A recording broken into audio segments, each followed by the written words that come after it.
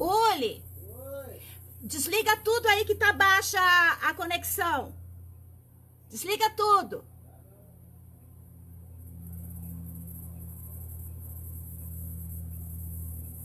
Mas desliga o seu também, por favor.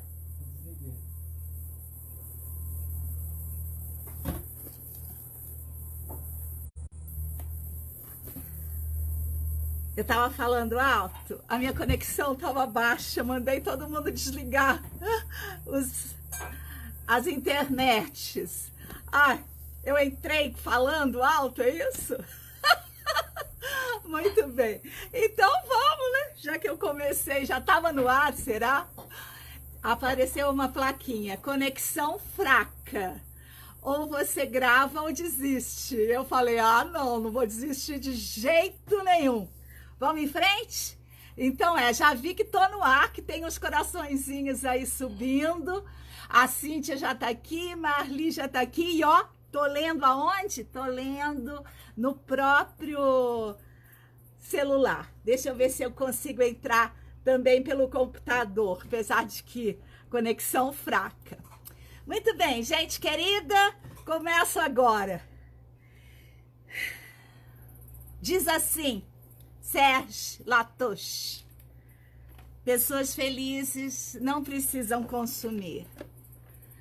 Quando eu leio essa frase desse filósofo, economista, idealizador do decrescimento, né? Ele é chamam de o ideólogo do decrescimento. Eu tenho sentimentos, digamos, contraditórios. Primeiro, com a própria noção de felicidade, né? Depois, com essa questão do consumir. Então, vocês sabem que eu estou fazendo, né? Que eu estava, agora já não estou mais, agora vai ser em banho-maria. Mas nesses 74 dias que eu passei em casa, eu elegi 8 temas de estudo. Entre esses temas de estudo, né? Anarquismo, antropologia e biologia juntos. Economia, epistemologia do Sul, estética da riqueza, mulher e natureza, que foi o que a gente estudou durante as noites sagradas, trabalho feminino, então e casa, que eu trabalhei enquanto postava uma biblioteca, né? Que depois eu vou reunir e colocar lá no site. Tudo isso eu quero fazer. E aí, esses assuntos ainda estão aqui no meu caderno do ano passado, as anotações que eu fiz. Então, a primeira coisa que eu tenho que dizer é que esses assuntos, eles não estão ainda a ponto de bala, né? De você conseguir dar o ponto na bala. Não é bala de revólver, não. O ponto da bala é aquele ponto do puxa, né? Enfim. Então, eu vou falar sobre essas coisas, mais a partir dos meus incômodos, dos meus pensamentos, do que a partir de uma construção de pensamento acadêmica mais dura, mesmo porque acontece um fenômeno nesse mundo da pós-verdade, que é assim, eu leio, mas eu fico cheia de suspeitas.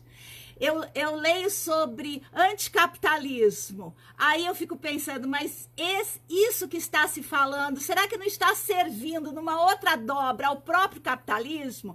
Será que não está servindo numa outra dobra a aumentar ainda mais a distância entre ricos e pobres? Então, é um terreno pantanoso. Mais. Além de tudo, a gente tem que deixar sempre claro da onde que eu estou falando, né? Primeiro, um recorte de classe. Estamos nós aqui nesse Facebook ao meio-dia, né? Nesse YouTube. É claro que há um recorte de classe. Há um recorte de classe, né? Há um recorte de gênero. Tá tudo aqui misturado. Então, eu não tenho nenhuma vontade, nenhuma tendência a discursos universalizantes, né? Por quê? Porque eu só posso falar a partir de mim mesma, né? Então, eu acho que é por aí que a gente deve ir. Mas o que eu quero fazer é construir um pensamento que nos ajude a sair dessa enrascada. Então, eu vou aos pouquinhos aqui. Então, um dos motivos, né? Eu coloquei assim, um motivo. Deixa eu falar desse jeito. Aproveitar a ascensão nefasta do ultra-neoliberalismo, do hipercapitalismo que está ascendente, né, gente? Para pensar as estruturas, as bases que nos levaram até aqui. E dessa maneira, quem sabe, a gente possa começar numa micropolítica econômica a construir outros modos de estar no mundo, né? Por quê? Então, aqui eu tenho outros motivos. Primeira coisa, sobreviver. Eu quero sobreviver, eu preciso do capital para sobreviver. No entanto, eu não quero colaborar através dessa minha necessidade para reforçar uma estrutura que aí está. Evidente que é muito difícil, porque eu sou uma, você é outra, né? Então, mas a gente faz o exercício existencial, o exercício de pensamento, a gente problematiza, isso já é demais, já é bastante, já é bom. Eu acredito que seja, porque antes a gente ia vivendo e às vezes atribuindo a nós mesmas por não dar certo, digamos assim. Esse certo dentro de uma estrutura, de uma política de valor completamente desprovida de sentido de vida, que só favorece cada vez mais quem tem o capital.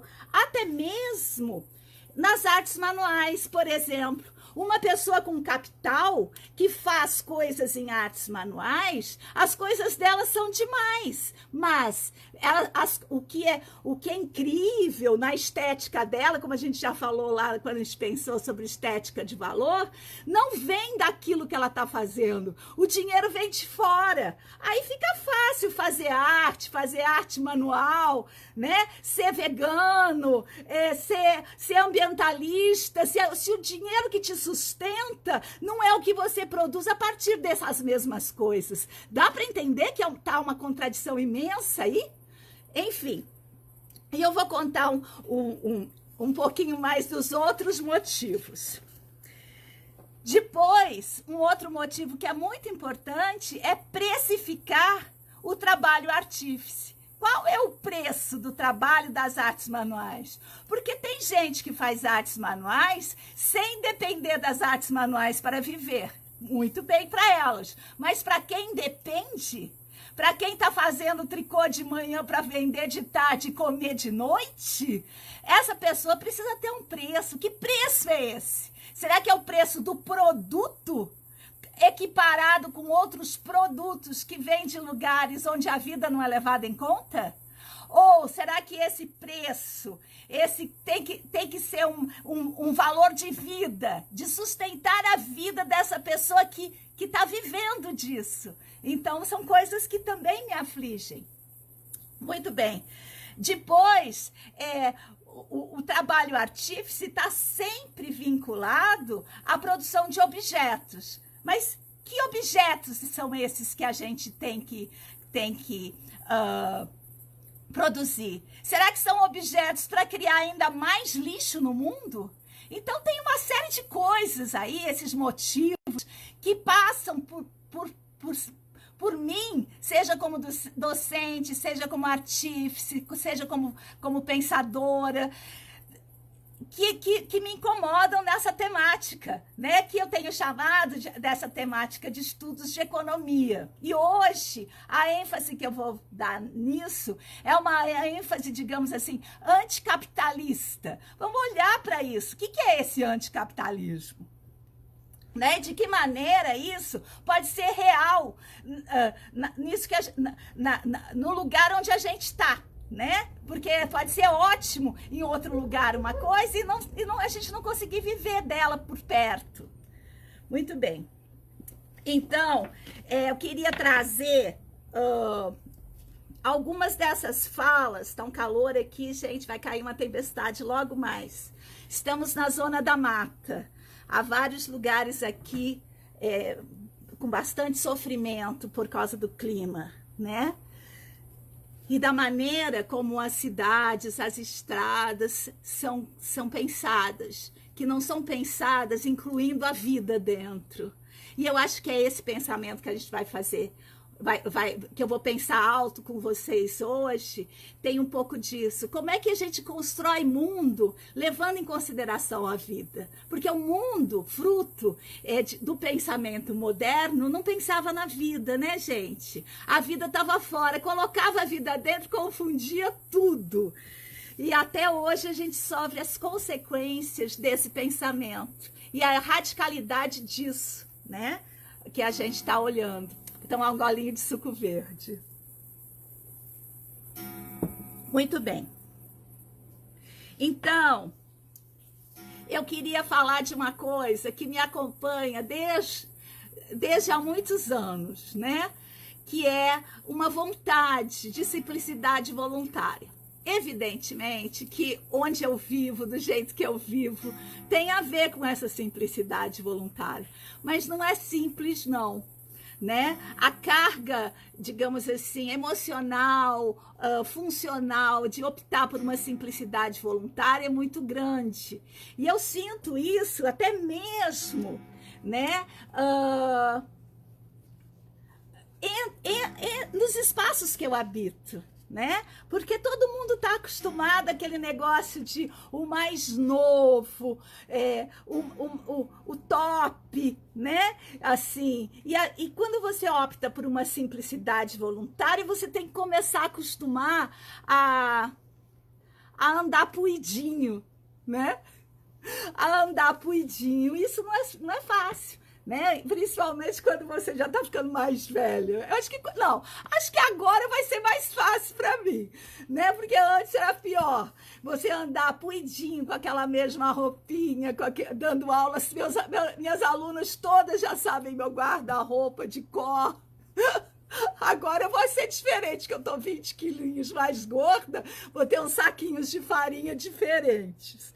Muito bem. Então, essa simplicidade voluntária, ela tem uma carga social muito forte.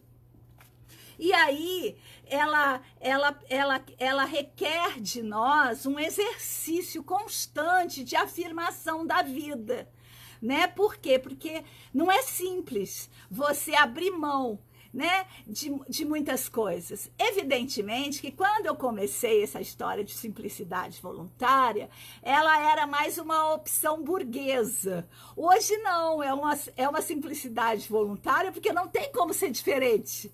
Entende? Você vai abrindo mão de determinadas práticas, abrindo mão de determinados valores e vai empobrecendo, empobrecendo, empobrecendo.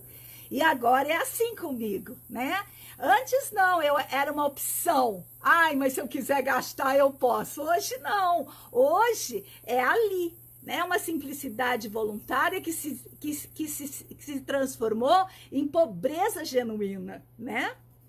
E que não chega nem perto da pobreza de muita gente. Uma pobreza no recorte de classe que a gente está aqui, não é? No recorte de classe, dessa classe média aburguesada que ainda consome uma modinha, que ainda consome elementos e práticas supérfluas. É isso que eu estou falando. Muito bem. Que ainda sustenta um mercado que pode ser um mercado para o bem ou um mercado para o mal. E é disso que eu quero tratar hoje. Vou agora objetivar um pouquinho para não escapar demais. Então, eu vou falar primeiro dessas pessoas felizes não consomem a partir do próprio francês, do Latouche, que ele desenvolveu algumas propostas do que ele chama de decrescimento. Né? Tem outros autores assim que estão indo por lá, inclusive professores da Universidade de Brasília, Nacional de Brasília e tal.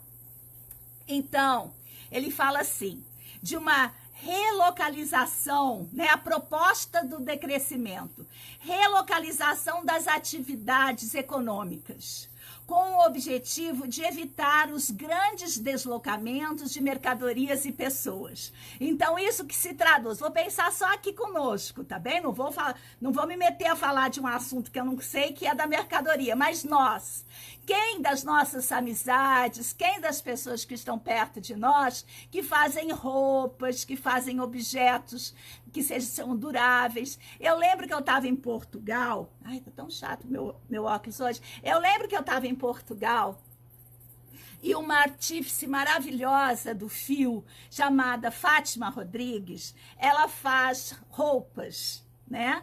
E ela afia e aí ela tece na máquina de tricô as roupas. E aí ela falou para mim assim: minhas roupas são para sempre. Eu, às vezes, encontro com pessoas me procuram, falava a Fátima Rodrigues para mim. Pessoas me procuram, depois de 15 anos que ela comprou a malha comigo, puxou um fio e a pessoa vem e pergunta: será que ainda dá jeito? E ela falava: dá. Por quê? Porque quando você compra seus objetos, que a gente precisa, gente. A gente precisa se vestir, a gente precisa comer, a gente precisa consumir. Isso faz parte da vida, né? Não tem uma vida sem consumo. A vida é consumo, consumo de ar, de água, de recursos. Mas quando a gente afetiva, vou chamar assim, afetiva esse consumo, as coisas duram mais. E que se duram mais, a gente pode pagar mais por ela. Porque a gente não precisa de várias. Por exemplo, que eu falo sempre a questão da boneca Waldorf. A boneca Waldorf, ela não deveria ser mais uma boneca. Ela deveria ser a boneca. Por isso ela pode custar aquilo que ela vale, R$580, digamos assim. Porque a pessoa demorou 12, 15, 18 horas para fazer, né? Usou materiais nobres, que também é um outro pântano, né, gente? Agora mesmo eu estava pegando umas coisas ali, preparando aqui a oficina do Bebê Estrela. E estava pensando, mas muito daquilo que a gente usa vem de uma indústria capitalista selvagem, digamos assim. O armarinho é todo dominado pela produção chinesa, né? Aí vem aqui naqueles containers gigantes e aí embala nesses saquinhos. Eu peguei um saquinho na mão e fiquei pensando sobre isso. Como que a gente dá a volta nisso? A gente tem que mudar a vontade estética, a gente tem que mudar uma série de coisas. Enfim, é um buraco, sabe, gente? Eu tô passando por ele, mostrando os vários fios. Então, quando a gente... tô falando aqui disso que o Latoche falou, o objetivo de evitar os grandes deslocamentos de mercadorias. Então, uma maneira da gente fazer isso aqui nas artes manuais é afetivizar o nosso consumo. Ou seja, quando eu consumo algo de alguém que eu conheço, né, isso é afetivo e isso dura.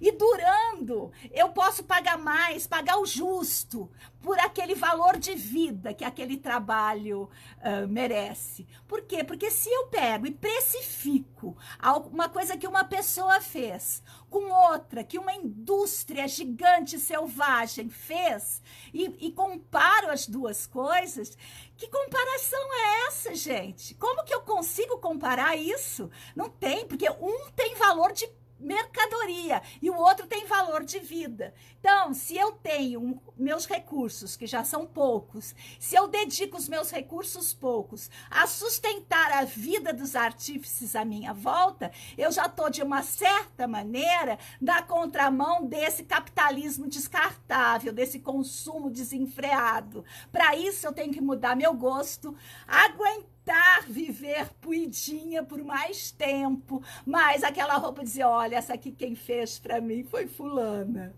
né? Já puxou um fiozinho aqui, mas eu gosto tanto. Vou ver se ela consegue arrumar, porque eu tentei e não consegui. Então aí vai, fala: nossa, eu já usei tanto essa blusinha, ela tá velhinha, mas eu a amo. Sabe como assim? Porque a gente ama os objetos. Se a gente não amasse os objetos, a gente não tava nessa enrascada que a gente tá aqui, não é? Muito bem. Vamos lá. Falando ainda do Serge Latouche. Transformação de ganhos de produtividade em redução do tempo de trabalho. Então, gente, uma das bandeiras que a gente tem que ter, claro, a gente está vivendo essa loucura nesse nosso país, mas já que a gente caiu, tropeçou e está indo para o buraco, nada mais importante do que a gente aproveitar esses momentos terríveis e tentar transformar tudo de uma vez. Né? Mesmo que durante essa loucura aí a gente vai pensando em outros mundos possíveis. Então, uma das coisas que a gente mais tem que fazer é lutar pela diminuição da jornada de trabalho. Claro, falar isso aqui, né? Num país onde o desemprego é imenso, é hipocrisia. Mas a gente precisa pensar sobre isso, porque na redução da jornada de trabalho, o que está implicado? Está implicado o cuidado com as crianças, o cuidado com a casa, né? Se as pessoas, os moradores se encontrarem mais, se transformarem a sua realidade, uma série de coisas que tem a ver com a casa, com a infância, com a produção de uma vida viva, né? Então, porque se eu, por exemplo, se eu tenho que trabalhar o tempo todo, eu tenho que trabalhar 24 horas, senão eu não dou conta do mínimo, e mesmo assim quase sempre não dou. Mas se eu não fizer, eu também não consigo. Agora mesmo eu tenho que falar para vocês, né? Tem que falar umas coisas. Vou aproveitar, fazer um intervalinho. Olha só, eu tenho que falar que até amanhã, quem se inscrever no canal ainda vai entrar nesse sorteio aqui. E até amanhã, dia 31 de janeiro, quem apoiar no Catarse também vai entrar nesse sorteio aqui, tá vendo? Isso tudo é dentro de uma postura, digamos assim, capitalística. Por quê? Porque é evidente que se a mentalidade fosse outra, eu não precisaria sortear nada para vocês apoiarem aquilo que eu faço, né? Eu não precisaria falar, porque eu estou aqui produzindo conhecimento, dando a pensar, eu não precisaria fazer isso, mas a gente está muito longe. A gente ainda tem dentro de nós essa coisa do usufruto, do levar vantagem, do ganhar desconto, né? A pessoa fez a blusinha no crochê, organizou tudo, e eu pego para ela, chego e peço desconto por isso. Quando eu chego numa C&A da vida, para falar o pior, numa C&A da vida, eu não peço desconto, eu pago.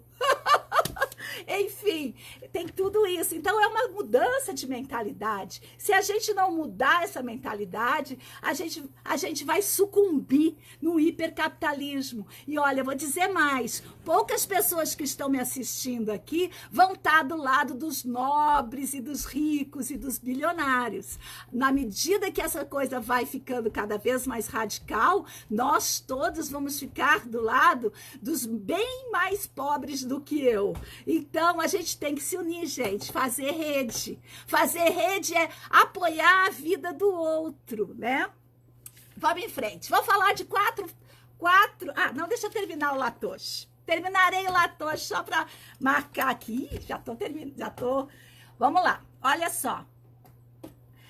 Transformações do ganho de produtividade em redução do tempo de trabalho e em criação de empregos, aumentando o tempo de lazer. Eu também questiono muito essa noção de lazer, mas hoje não vai dar para a gente lidar com ela. Mas a gente pode lidar com ela sim.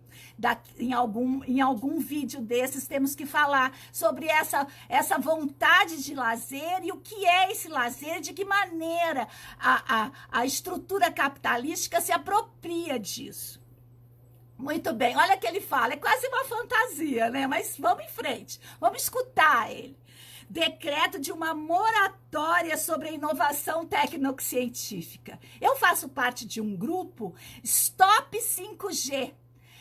Por quê? Porque parece que o 5G que vem por aí, que é a grande disputa do momento, ele adoece comunidades inteiras. E a Europa tá sendo bombardeada com o 5G. Então, procurem aqui no Facebook, tem um grupo português, Stop 5G, que faz movimentos em todo o mundo, da Austrália, Dinamarca, inclusive tem uma teoria da conspiração que eu li essa manhã, dizendo que esse coronavírus, na verdade, é uma ação do 5G. O povo viaja, mas às vezes tem um fundo de verdade por aí. Então, o Latoshi sugere uma moratória, parar de mexer com essa coisa de inovação. Para quê? Fazendo um balanço sério para reorientar a pesquisa científica e técnica em função de novas aspirações de vida, porque o que adianta uma tecnologia 5G se ela é mortal? Ai, gente, vou falar bem sinceramente, a gente tá ferrado. Tá ferrado, não tá? Deixa eu dar uma olhadinha, que eu tô vendo que tem gente escrevendo texto grande. Será que eu vou conseguir ler vocês? Ai, meu sonho é esse. Olha só. Quem ajudou no Catarse, tanto no Ativismo Delicado como aqui comigo no canal, já tô com 1.100 e poucos reais. Já tá dando quase para comprar uma câmera que vai aqui em cima do computador, e aí, como você tem a câmera no computador, você consegue ler e interagir, mas para isso eu vou mandar formatar meu computador, que não é velho, ele ainda aguenta, apesar de que faz parte do assunto de hoje, a programação da obsolência programada. Bem, estraga programadamente. Você não consegue ficar mais de 2 anos, 3 anos com o computador, que ele começa a travar. É o que está começando a acontecer com o meu. Deixa eu ver aqui quem é. Ó, a Cíntia está falando sobre o veganismo. Não, mas eu não falei mal do veganismo, não. Eu falei bem do veganismo. Eu acho que o veganismo, tem pessoas que optam, que eu falei, vou esclarecer, tem pessoas que optam pelo veganismo, mas, na verdade, quem está sustentando, vou falar, não vou falar do veganismo, eu não gosto de bater no veganismo, não.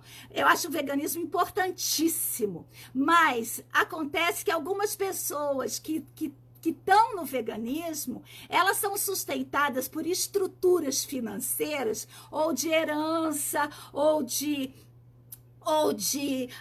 trabalho de marido, pai, estrutura social, digamos assim, que é o oposto do veganismo. Foi isso que eu quis dizer, a falta de coerência interna. Mas continuem, só que o que a gente está discutindo é como que a gente sustenta a nosso ideal realmente com o nosso ideal, e não, por exemplo, a Odebrecht sustenta o meu veganismo, né? Como aconteceu comigo, quem me conhece sabe, a Cooperativa dos Agricultores de Café, a Monsanto, sustenta a minha antroposofia. Então, assim, não, como é que eu me sustento a partir de mim mesmo pelos meus ideais? É isso que a gente está discutindo aqui, né? Não tem nada a ver de bater no veganismo. Ai, detesto falar porque o pessoal do veganismo é bravo. Ó, também sou, viu? Ainda como uns queijinhos, para confessar. Mas estou tentando. E mel, adoro mel, viu? Mas não quero sustentar as abelhas. Vou conseguir. Então, tô indo. Muito bem. Então, quero falar agora. Eu já estava lendo, né? Olha só, não é concordar com o meu texto, não é o meu texto, gente, eu tô lendo o Sérgio Latoshi, não tem nada a ver comigo, eu tô estudando uma coisa, não tem nada que concordar ou não concordar, né? A Vera falou que concorda com o meu texto. Não, Vera, não sou eu que tô falando, eu tô lendo um fragmento do texto do Sérgio Latoshi, né? Que é o ideólogo do decrescimento. Eu tô estudando isso, e logo que eu comecei, eu falei desconfiada, pisando em ovos, terreno pantanoso, às vezes o discurso é muito coerente, e aí a gente tem que suspeitar, duvidar da coerência do discurso. Enfim, estou estudando, pensando alto, não estou opinando, estou só declarando as coisas aqui, tá bom? Não temos nada que concordar ou discordar. Não é disso que se trata. Deixa eu ver se tem mais alguém por aí. Maria Cabreira, estava vendo, Maria Cabreira, ela colocou um vídeo da economia circular. Legal para ver também. Pronto, eu só vejo 4, né, gente? 2 da Cíntia, uma da Vera, outra da Maria Cabreira. Desculpa, deve ter mais comentários, né? Deixa eu ver onde eles estão. 14 comentários, eu só vejo 4. Eu acho isso tão chato, mas depois que eu acho que eu conseguir essa câmera, vai melhorar. Olha só, quero falar... Já acabou meu tempo, mas eu quero falar 4 formas de anticapitalismos, porque eu queria trazer isso de uma forma bem... Isso aqui é de um professor de Wisconsin, ele chama Eric Olin Wright, acho que é assim que fala. Olha só, ele fala de 4 estratégias de anticapitalismo. Ele fala de uma que é neutralizar... Ele divide assim, neutralizar os prejuízos e transcender as estruturas. Na macropolítica, ele quer dominar, mais ou menos como aconteceu, por exemplo, nos governos anteriores, que queria continuar capitalista, mas dominar, ou seja, distribuir renda, mas a estrutura, o pensamento progressista continuava lá, o valor do consumo continuava, todos vamos consumir. Eu sempre fui um pouco contra isso, né? Por isso também não apoiava demais esses governos que incentivavam o consumo. No entanto, eu sabia da importância. Então, porque agora eu sou anticapitalista, eu não vou distribuir renda para pobre? Gente, é um absurdo isso, um absurdo. Então, claro que dentro do jogo do capitalismo, uma das formas de anticapitalismo é tentar dominar, para que ele não seja selvagem como é agora. Selvagem nem é um termo bom, né, gente? As pessoas usam, mas nem é um termo bom. Que ele não seja tão radical como agora, né? Destituindo todos de tudo. É uma plutocracia, só os grandes, os ricos, os que detêm o poder é que têm o consumo, né? Mas é uma coisa que deveria ser transitória. A outra, que eu também já fiz parte, de várias coisas, nada como ser velha, né? No microsocial, né? Essa, para neutralizar os prejuízos do capitalismo, escapar do capitalismo. Ou seja, criando comunidades, ecovilas, comunidades de talento, comunidades intencionais, onde a economia circula só entre aquelas pessoas de maneira diferente, não capitalista. É uma maneira também de você conseguir... driblar, digamos. Todas nós que temos a minha idade já passamos por essa tentativa, né, de formar comunidades anticapitalistas com outra economia, de sair para o mato, né? Eu estou vivendo um pouco isso, digamos. Mas essas neutralizam o prejuízo, tanto no macro, dominar, que foi o que o Lula tentou fazer, quanto no micro, escapar, mas não é efetivo, né? Muito bem. E aí tem um outro jeito, ele cita 4, que é transcender as estruturas, que é, na macropolítica, esmagar. Por exemplo, os movimentos que querem o comunismo, esmagar o capitalismo, né? Na macroestrutura, realmente acabar com ele, né? Isso é uma estratégia. Ele está falando de 4 estratégias, não é minha opinião, viu, gente? Estou falando das 4 estratégias anticapitalistas que esse autor, professor de uma universidade, está trazendo. E transcender as estruturas, ele está no macro, esmagar, e no micro, olha que interessante, me interessei por isso, erodir. Você está dentro da estrutura capitalista e de dentro da estrutura capitalista começa a erodi-la, a vibrar essa estrutura de tal maneira que ela deixa de ter potência. É o que eu estou tentando fazer aqui, trazer aqui. Como que a gente faz soluções de erosão do capitalismo na nossa própria ação no mundo? Então, uma das coisas que a gente citou foi aquele selinho, né? Compre de quem faz. Mas aí cada pessoa que faz também tem que tentar erodir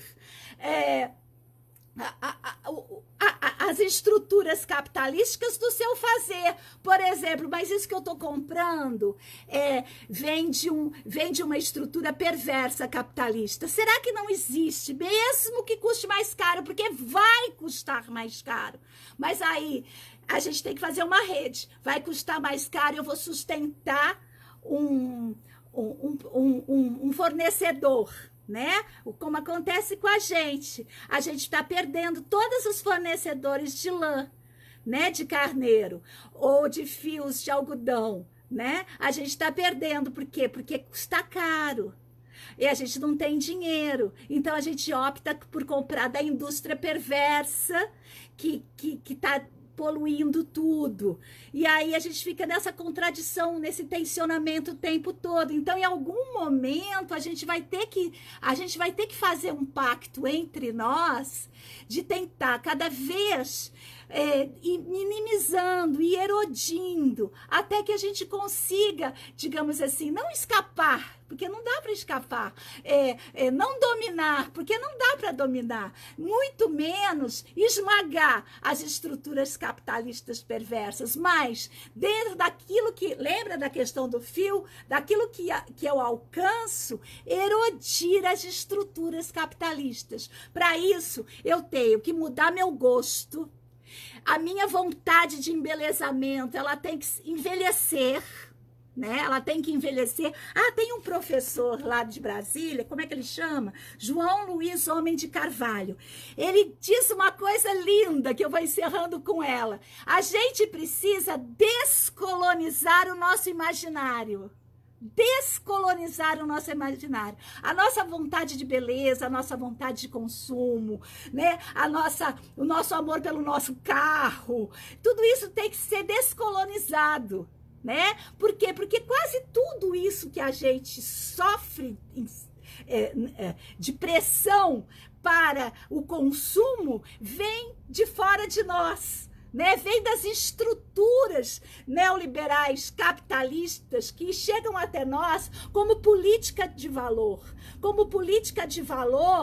social. Então, você tá ali com a sua roupinha velha, mas a professora do lado tá toda empiriquitada, toda nova. Você morre de vergonha, né? Você morre de vergonha.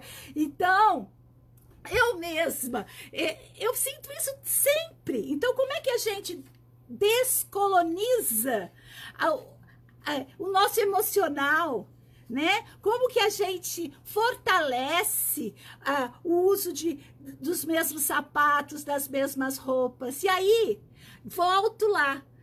Precisam ser feitas de tal maneira que na primeira lavada não estraguem, porque essa indústria, ela tem essa obsolescência, engasguei com essa palavra, programada. Você pega uma roupa que você compra numa indústria dessas e ela não dura 2 lavadas, né? Então, como é que a gente transforma isso? Como é que a gente começa a ir atrás de tecidos duráveis, de pessoas que construam as roupas, que elas durem 10, 15, 40 anos? Por que não, gente? Por que uma roupa, imagina a gente vestindo o mesmo manequim por 40 anos, não é? Então, por que não? Eu acho que é um pouco isso que a gente tem que começar a pensar, a construir. Olha só, consciência de classe, saber se situar no todo é fundamental. Andréia, eu não estou conseguindo acompanhar os comentários de vocês. Vocês podem conversar entre vocês? Eu agora vou fazer assim. Vou parar, vou colocar isso aqui lá no YouTube, que lá também acontece uma conversa boa. Se inscreve no canal lá. Eu vou aprender a fazer essa live nos 2 lugares, mas eu tentei e não consegui. Também vou tentar, viu, Andréia? Lá no Instagram. Enfim, eu vou ocupar os espaços e quero também divulgar para todas as pessoas, os espaços de todas as pessoas, porque a gente tem que ocupar, a gente tem que transmitir as informações, a gente tem que tentar mudar as mentalidades. Por quê? Porque senão a gente vai parar num lugar que não é bom, gente. Vamos tentar, né? Então, olha só. Falei de decrescimento, falei de anticapitalismo, falei de decolonização do nosso imaginário, ou seja, a gente tem que aprender a gostar de outras coisas que não são novas, de outras coisas que não são industriais, usar menos coisa, muito mais vezes. Claro, tem toda uma corrente dizendo que não adianta nada a gente fazer isso, porque os grandes poluentes são as grandes corporações. Mas eu argumentei com uma pessoa que me disse isso há pouco tempo. Mas quando a gente faz isso, pode ser que a gente não altere o mundo, mas a gente altera a gente mesmo, a gente se fortalece animicamente. Pensar que a gente está fazendo esse exercício, que a gente está lutando pelo mundo que a gente acredita, pode ser que a gente não mude o mundo, mas a gente se fortalece animicamente. E uma pessoa fortalecida é capaz de fortalecer um tanto de gente ao redor dela, não é? Eu tenho que parar. Hoje eu nem queria, porque tinha mais assunto, mas já passei 10 minutos da minha hora. Tá bom? Então, gente, um beijo grande. Eu volto quinta-feira que vem, antes de sair para viajar de novo. Olha só, tem nova pós-graduação acontecendo, e na semana que vem, na quarta-feira, dia 5 de fevereiro, a gente vai começar um novo grupo de estudos, Antroposofia da Imanência para uma Educação Steineriana. Vamos pensar alto lá juntos. Vem comigo nisso, tem um link aqui que eu aprendi a fazer, onde reúne todas as ações de colaboração, de inscrição, de tudo. Um beijo grande, volto na quinta-feira. Vai lá no canal do YouTube, assina o canal, também tá nesse link, tá bom? Beijo grande. Eu faço tudo isso e volto para responder a interação. Tchau, gente!